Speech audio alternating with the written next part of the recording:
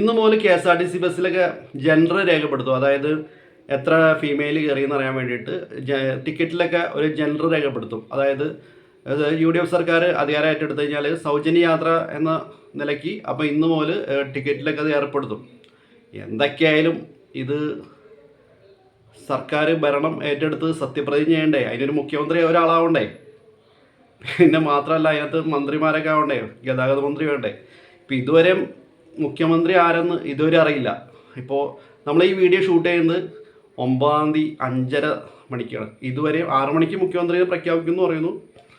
എന്തായാലും അത് ജെൻഡറൊക്കെ രേഖപ്പെടുത്തി നല്ല പരിപാടിയാണ്, അതൊക്കെ നല്ല സംഭവം തന്നെ. പക്ഷേ ഒരു കാര്യമുണ്ട്, ഇത് പ്രൈവറ്റ് ബസ്സിൽ യാത്രക്കാർ കുറയും. അപ്പോൾ ഈ സർക്കാർ വന്നു കഴിഞ്ഞാൽ ആദ്യമായിട്ട് വരാൻ പോണ സമരം പ്രൈവറ്റ് ബസ്സുകാരുടെ സമരമായിരിക്കും.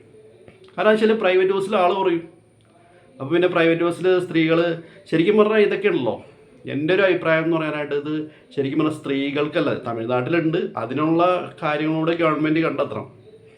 KSRTCയിൽ ശമ്പളം മുടങ്ങേണ്ട ഒരു അവസ്ഥ വരരുത്, പിന്നെ പ്രൈവറ്റ് ബസ്സിൽ ആൾക്കാർക്ക് ജോലി ഇല്ലാണ്ടാവരുത്. അപ്പം അങ്ങനെയുള്ളൊരു കാര്യം കൂടി കണ്ടിട്ട് ഗവൺമെൻറ് അത് ഏറ്റെടുത്ത് അതിന് ഒരു സ്ഥലത്തും പ്രശ്നങ്ങൾ വരാത്ത രീതിയിൽ മുന്നോട്ട് കൊണ്ടുപോകാൻ കഴിയണം. അല്ലെങ്കിൽ എന്ന് വെച്ച് കഴിഞ്ഞാൽ ഇനിയും ഇതേപോലെ പ്രൈവറ്റ് ബസ്സുകാരുടെ സമരം ഒക്കെ നേരിടേണ്ടി വരും. UDF സർക്കാർ അധികാരത്തിൽ വന്നു കഴിഞ്ഞാൽ ആദ്യമായിട്ട് വരാൻ പോകുന്നത് എൻ്റെ ഒരു ഇതിൽ പ്രൈവറ്റ് ബസ്സുകാരുടെ സമരമായിരിക്കുള്ളൂ. പിന്നെ പറയാനായിട്ടാണെങ്കിൽ ഇതുവരെ ഒരാൾ ആ കസേരയിൽ കയറിയിരിക്കണ്ടേ, മുഖ്യമന്ത്രി ആരെങ്കിലും ജനങ്ങളെ ബോധിപ്പിക്കാനെന്ന് ആ കസേരയിൽ കയറിയിരിക്കും. ഇതുവരെയും ആരും ആ കസേരയിൽ കയറി ഇരുന്നിട്ടില്ലല്ലോ. ഇപ്പോൾ ഇലക്ഷൻ റിസൾട്ട് വന്നിട്ട് എത്ര ദിവസമായി? 4-ാം തീയതി വന്നതാണ്, ഇന്ന് 9-ാം തീയതി ആവണം. ഇന്ന് വൈകുന്നേരം 6 മണിക്ക് പ്രഖ്യാപിക്കുമെന്ന് പറയുന്നു മുഖ്യമന്ത്രിനെ.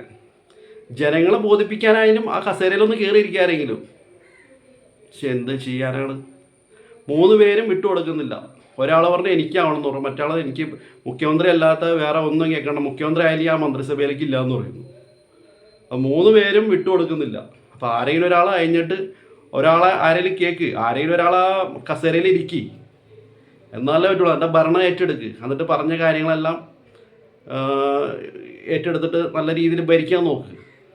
ഇതിപ്പോൾ ആരും ഇതുവരെ ഇപ്പോൾ LDFൻ്റെ എന്ന് വെച്ചാൽ LDF ആണെങ്കിൽ ഇപ്പോൾ ഭരണം ഏറ്റെടുത്തിട്ട് സത്യപ്രതിജ്ഞ കഴിഞ്ഞിട്ടുണ്ടാവും. ശരിക്കും പറഞ്ഞാൽ ആൾക്കാർ ചിന്തിച്ചു തുടങ്ങി, നിങ്ങൾക്ക് വോട്ട് ചെയ്ത് ജയിപ്പിച്ചത് വെറുതെ ആയി എന്നുള്ളത് രീതിയിൽ ആൾക്കാർ ചിന്തിച്ചു തുടങ്ങി. ഇനി ഇങ്ങനെ പോകണമെങ്കിൽ അടുത്ത തവണ വീണ്ടും LDF തന്നെ അധികാരത്തിൽ വരും, അക്കാര്യത്തിൽ ഒരു സംശയമില്ല. നിങ്ങളുടെ ഈ ഇതൊക്കെ കണ്ടിട്ടുണ്ടല്ലോ, നിങ്ങളുടെ ഈ കസേരകളി കണ്ടിട്ട് അടുത്ത തവണ എന്തായാലും LDF തന്നെ വരും. പിന്നെ ഈ സംഭവമൊക്കെ നല്ല ഇതൊക്കെ തന്നെ അടിപൊളിയാണ്, ഈ യാത്രയൊക്കെ. പക്ഷേ എവിടെ നിന്നോട്ട് എവിടെ വരെ എന്നൊന്നും പറഞ്ഞിട്ടില്ല. അതായത് അധികാരം ഏറ്റാലേ പറയുള്ളൂ. അതായത് ഏത് ബസ്സിന് KSRTC ബസ്സിൽ എങ്ങനെ ദൂരം പറഞ്ഞിട്ടില്ല. പിന്നെ മാത്രമല്ല ഇത് AC ബസ്സിലുണ്ടോ, KSRTCയുടെ ഏതൊക്കെ ബസ്സിലാണ് സൗജന്യ യാത്ര എന്നും കൂടെ പറഞ്ഞിട്ടില്ല.